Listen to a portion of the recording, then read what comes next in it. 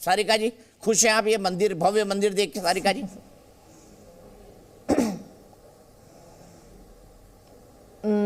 देखिए दीपक जी, जब हम भगवान राम की बात करते हैं तो सबसे पहले जो दिमाग में खुश है या नहीं है ये बता दीजिए ना। भव्य मंदिर देख के खुश है कि नहीं है, पहले ये बताइए। वही मैं बता, हाँ या ना? वही बता रही मैं। देखिए दीपक जी, एक तो मेरे गले में प्रॉब्लम है, अगर आप भी चिल्लाएंगे मैं भी बोलूंगी तो आवाज स्पष्ट नहीं जाएगी। कल की मैंने देखी है, दो लोग जब बोलते हैं तो आवाज स्पष्ट नहीं जाती है। तो प्लीज आप मुझे बोलने दें, उसके बाद आप अच्छा, मैं सिर्फ एक बात कर जाता हूँ। राम एक मिनट रुक जाए, मेरा सवाल दोहरा रहा हूँ। भव्य राम मंदिर बन चुका है, प्राण प्रतिष्ठा होने वाली है। सारिका पासवान जी खुश हैं, हाँ या ना? फिर जो बोल रहा बोलिए। विस्तार में मैं जाऊंगी। भगवान राम की जब हम सोचते हैं, कल्पना भी करते हैं, तो सबसे पहला जो दिमाग में बात आता है वो आता है उनका 14 साल का वो वनवास।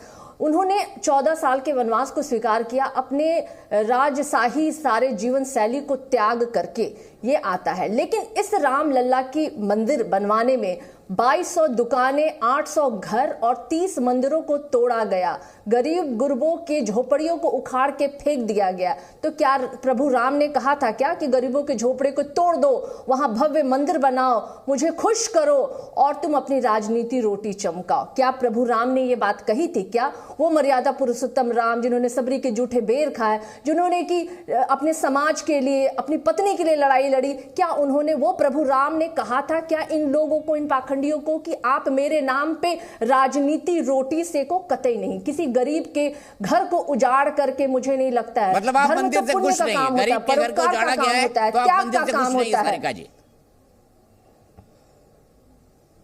नहीं, अभी मेरी बात खत्म नहीं हुई दीपक जी, मैं फिर आगे बताऊंगी।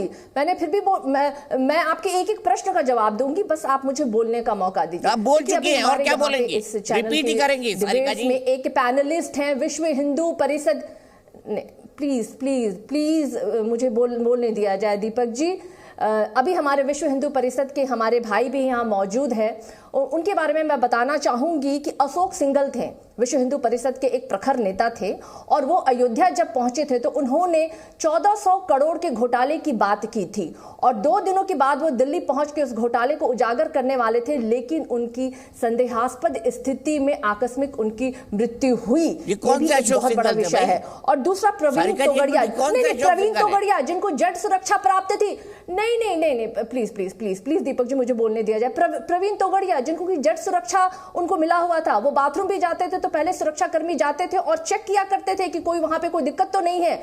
उनकी जो मृत्यु सड़क के किनारे वो प्राप्त हुए मृत अवस्था में, सुरक्षा कर्मी भी उनके साथ नहीं थे। और ये मैं नहीं कह रही हूं, ये देवेंद्र पांडे हैं जो विश्व हिंदू महासभा के राष्ट्रीय महासचिव हैं, उन्होंने इन बातों का खुलासा किया है। और हमारे इस पैनल में बैठे हुए विश्व हिंदू परिषद के जो भी हैं प्रवक्ता है, वक्ता जो भी हैं, वो बैठे हुए हैं, वो भी, उनकी भी जानकारी में ये बात होगी।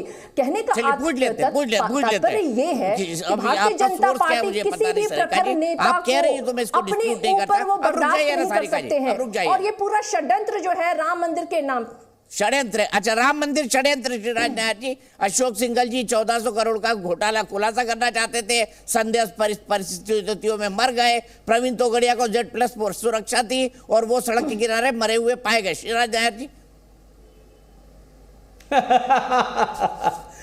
हे भगवान राम सबको सद्बुद्धि दे, यही प्रार्थना है। सामान्य संस्कृत में हम कहते हैं ना, यथा राजा तथा प्रजा। अब 9वीं फेल व्यक्ति को, जिसको अपना नेता मानना पड़े यहाँ मैडम को, तो वो यही करेंगे जो एक 9वीं फेल जो उनके नेता हैं तेज प्रताप यादव, तो उनसे अपेक्षा भी यही की जा सकती है। डॉक्टर प्रवीण तोगड़िया जिंदा है, वो कहाँ मृत पाए गए और किस प्रकार से अशोक सिंघल जी की कहाँ इन्होंने कहानी पढ़ी? ये मन गढ़ इस प्रकार की मूर्खतापूर्ण बातें कर क्या साबित करना चाहते हैं? आज देखिए, मैं नैरेटिव बदलने के लिए मैं इनको कोई अवसर दूंगा नहीं। आपने स्वयं अपने फुटेज चलाए, भगवान श्री राम की आपने वहाँ के अपने प्रतिष्ठा दिखाई, आपने वहाँ योगी जी भ्रमण कर रहे हैं वो दिखाया। इतना अच्छा वातावरण यहाँ पे मेरे साथ साथी पैनलिस्ट आपको भी जोड़ करके सब उत्तर भारत से है। मैं अकेला केरल से हूँ यहाँ पर, मैं केरल से, और जिस गांव से आता हूँ 1000 साल से भी पुराना भगवान श्री राम का मंदिर है। आज मैं अभी मुंबई से बात कर रहा हूँ आपसे, मैं जिस कैबिन में बैठा हूं बाहर मेरे को रोड दिख रहा है, हर ऑटो रिक्शा जो जा रहा है भगवान राम का ध्वज लेके चल रहा है। यहाँ पे कॉर्पोरेट हाउसेस, झुग्गी झोपड़ी से लेके हाई राइजेस, सारे सभी जगह हर्षोल्लास मनाया जा रहा है। और दुख की बात देखिए, इनकी हालत देखिए। ये लालू प्रसाद यादव जी वही थे जिन्होंने लाल कृष्ण आडवाणी जी का रथ रोका था, और उसके बाद आज लालू प्रसाद यादव जी की हालत क्या है? 2 बच्चे 10वीं तक पास नहीं कर पाए, और ये इनके नेतागण इस प्रकार से बेहुदा ओछी बात कर रहे हैं। जीवित व्यक्ति को मृत बता रहे हैं। प्रवीण तोगड़िया जी जीवित हैं, आज शायद 99% वो स्वयं भी आएंगे। और स्वर्गीय अशोक सिंघल जी ने कभी ऐसी कोई बात नहीं की। अगर वो ऐसी बात करे, दिखा दे कहीं पर भी, तो मैं मान जाऊंगा। इस प्रकार में बोला है उन्होंने, स्वयं अपने आप को गलत बोल रहे हैं आप, मत करिए मैडम। खंडन किया है उन्होंने प्रधानमंत्री का भी। आप जैसे आपके तेज सारिका जी, ये जानकारी कहां से लाई कि अशोक सिंघल ये खुलासा करना चाहते थे और प्रवीण तोगड़िया जी की डेथ हो चुकी है संदेहास्पद परिस्थितियों में?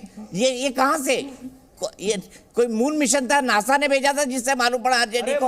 मूर्खता का प्रमाण क्यों? वैसे भी इसरो ने चंद्रयान भेजा था, तो आपके प्रवक्ता ने कह दिया था नासा को बधाई।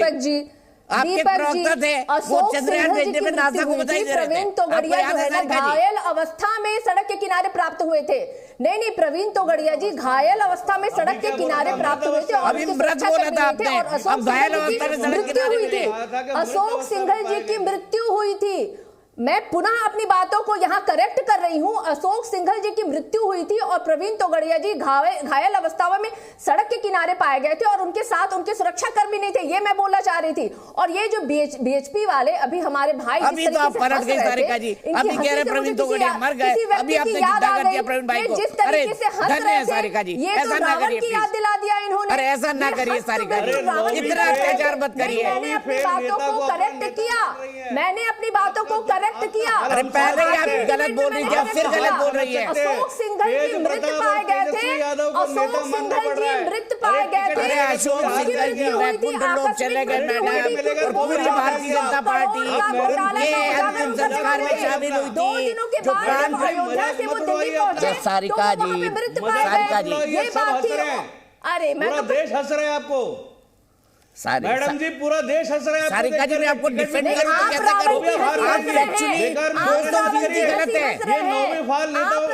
ये नौवीं फेल नेताओं को छोड़िए, प्रवीण तोगड़िया जी से पूछ लीजिए कि वो सड़क के किनारे घायल अवस्था में मिले थे या नहीं मिले थे। अच्छा ठीक है, शिवराज जी रुक जाइए। सारिका जी अब आप रिपीट कर रही है, अब आप रिपीट कर रही है। रावण की जैसा हंसी मत हंसिए, रावण की जैसी हंसी मत हंसिए।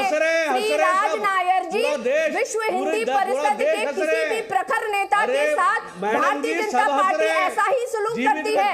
मैं उन चमचों और गुर्गों की बात नहीं कर रही हूँ। श्री राज नायर जी आपके जैसे चमचों और गुर्गों की बात नहीं कर रही हूँ। व्यक्तिगत ना हो सारिका जी, मैंने श्री राज नायर को भी रोका था। वो सच्चा नेता है, उसको भारतीय जनता पार्टी कतई पसंद नहीं करती है।